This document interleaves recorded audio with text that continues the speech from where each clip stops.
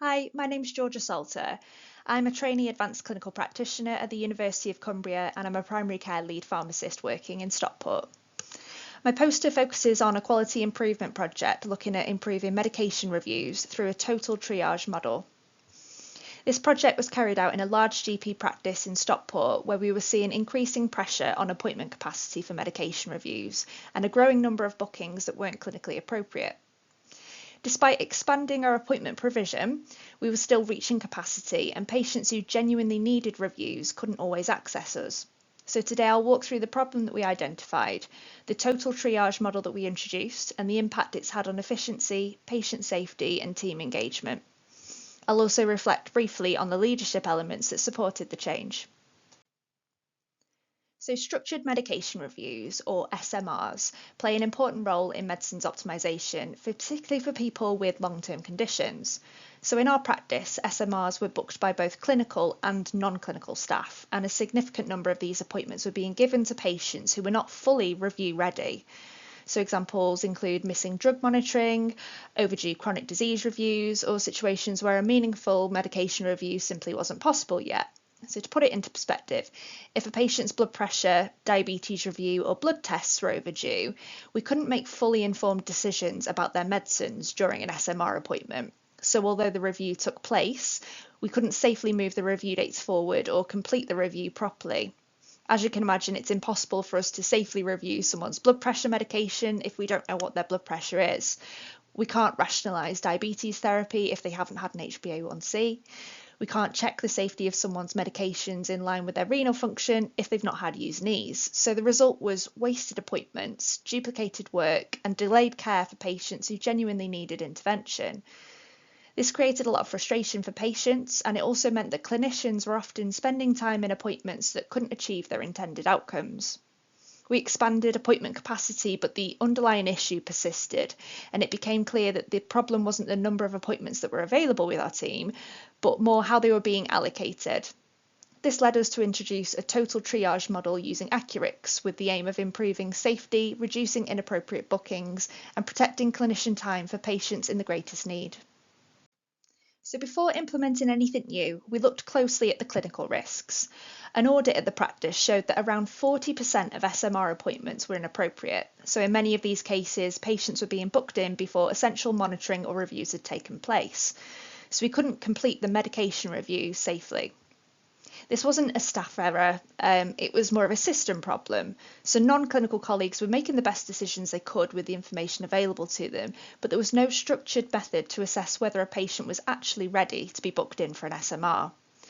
We needed a process that reduced this variation, created clinical oversight, and made sure the right patients were being seen at the right time. To address this, we introduced a pre-review questionnaire using Accurix, which is a secure digital platform used in primary care to text patients, share booking links, and collect clinical information remotely.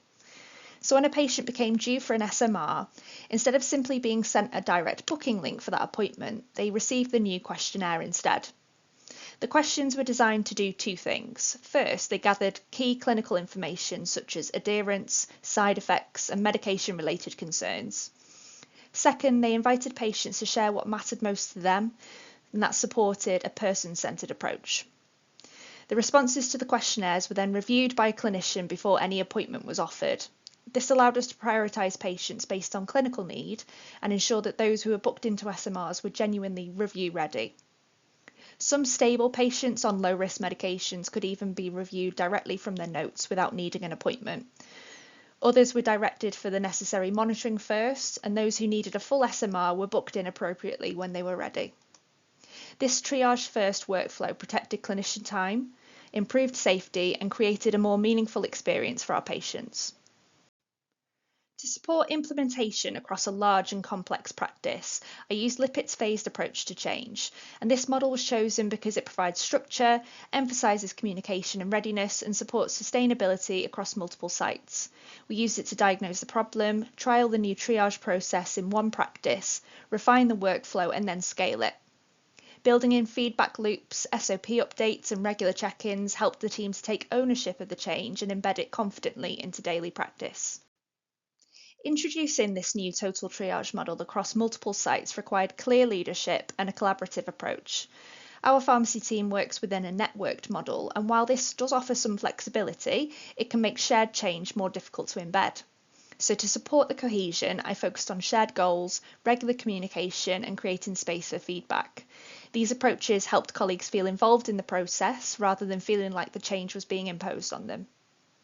To support structure and consistency, I used Lippitt's phased approach to change. This helped guide planning, communication, and rollout, especially when adapting the process across different sites with slightly different needs. Balancing motivation with structure was essential as well. So by leading through influence, clarity, and collaboration, the team were able to take ownership of the new workflow, which has been crucial for sustainability. The outcomes of this QI project have been really encouraging so far. So the completed medication reviews increased by around 59% per week, and importantly, this was achieved without increasing appointment provision.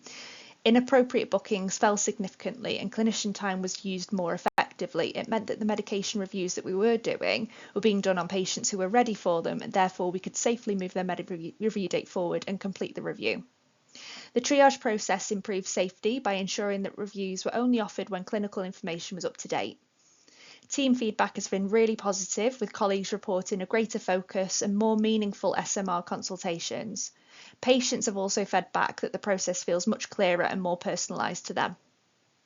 So looking ahead, we plan to refine the questionnaire further, embed the process within more SOPs, and explore whether this model could be scaled across other PCNs in our locality. For me personally, the project's really strengthened my skills in leading quality improvement, supporting change across multiple sites, and working collaboratively within a networked team. It's really reinforced the value of structured triage in medicines optimisation and demonstrated how small process changes can create meaningful, sustainable improvement. Thank you very much for listening.